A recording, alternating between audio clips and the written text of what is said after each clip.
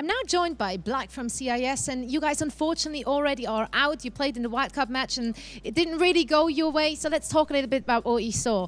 I mean, it has been mentioned before several times that you guys didn't really get the practice in.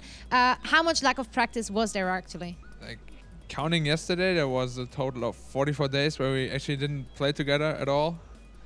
So like, I think we only had one game yesterday, like we had 1 hour of practice.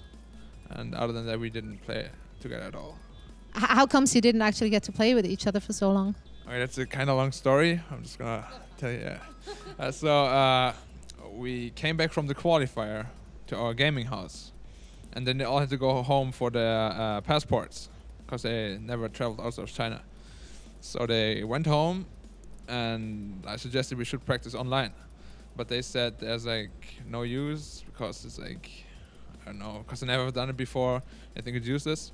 So that's when we didn't practice for 3 weeks. Then I get back home to the gaming house, and then they get denied. They get their first visa denied, and then they said they were like in a really bad mood, so they didn't feel like practicing. So that like adds up to a total of like 40 days. And then I had visa issues myself in China, so I had to leave at the 30th of June. And in total, it's like 44 days, something like that. That's really unfortunate. I'm really sorry to hear that. And now, maybe talking about the team with you together in general, communication. How hard is it for you? I mean, you're the only one who doesn't really speak Chinese. Their English is limited as well. How do you communicate during practice, during those games? How well does that actually work out? In all honesty, like in Dota, like learning a language and only Dota is really, really easy. Like we have no communication problems at all when it comes to Dota.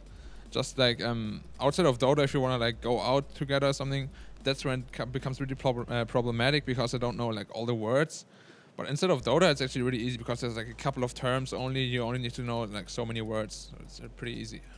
Okay, so if we look at the games you played today, I mean, I don't know how harsh I want to sound here, but if we look at those picks, it really looked like, from my perspective at least, the synergy of the heroes picked has been questionable from my perspective, and it was very greedy as well. What were your thoughts on those picks? Was that something you've been just practicing with, or how did you end up like that? Honestly, how we ended up, like, I have no idea, because like we never played that before, like the combination of those heroes, and not even at the TI4 qualifier, because the original plan was, since we didn't practice, just use what we used before at the TI qualifier. But we just ended up with like some random picks because the input came from like everywhere, so we mixed everything up, and then we ended up with like 3 core heroes, really greedy, the first 3 picks, and then like we didn't really have much support choice left, and then I don't know, it's like, I don't know how that happened. It was just like really weird. So after the first game, I mean, in the second game, it pretty much looked like the same thing like before, a bit different heroes, but the same kind of style. Was there any, like, did you sit down and talk in between the games to try and make out what the main problem was, or did you just think like, whatever, table flip, let's do this again? Like, in the first game, like we all drafted together, and then in the second game, they said they would like to draft themselves. So like, I was just sitting there watching, because that's what we usually did in practice. Like, we would just like swap drafters around, and like, of course, we didn't play so like together for such a long time, so we didn't know each other at all anymore. Like, who plays what well. So we just ended up with like some weird lanes, with like some weird picks, and that, of course, didn't work out in the end. Yeah. So where do you see the future now? Will you be staying in China? I mean, obviously there's always the typical, oh, after TI there's going to be a big shuffle, everyone is going to disband, whatever. What is your take on that thing? I mean, obviously you probably wouldn't say like, yes, we're going to disband now, but do you want to stay in Chinese teams? Can we expect you back in the European scene at one point, or what's the future holding for you? Like, personally, I always go where I think is like, you know, the best chance for me to improve as a player.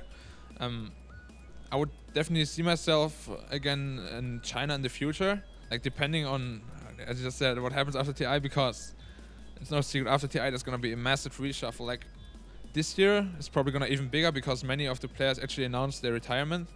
So until like after a month after TI, like nobody really knows what's gonna happen. But like playing in Europe or China, like both are definitely options for me. Right. Well, I definitely hope we're going to continue seeing you in each of those scenes. Thanks a lot for taking the time for the interview. Anything you want to say to the people watching, to your fans who has been supporting? Yeah, I'm just very sorry for how this turned out. It's just very unfortunate, I guess. I'll try to do better next time, and just thank you all for everything you've done for me. Thank you very much.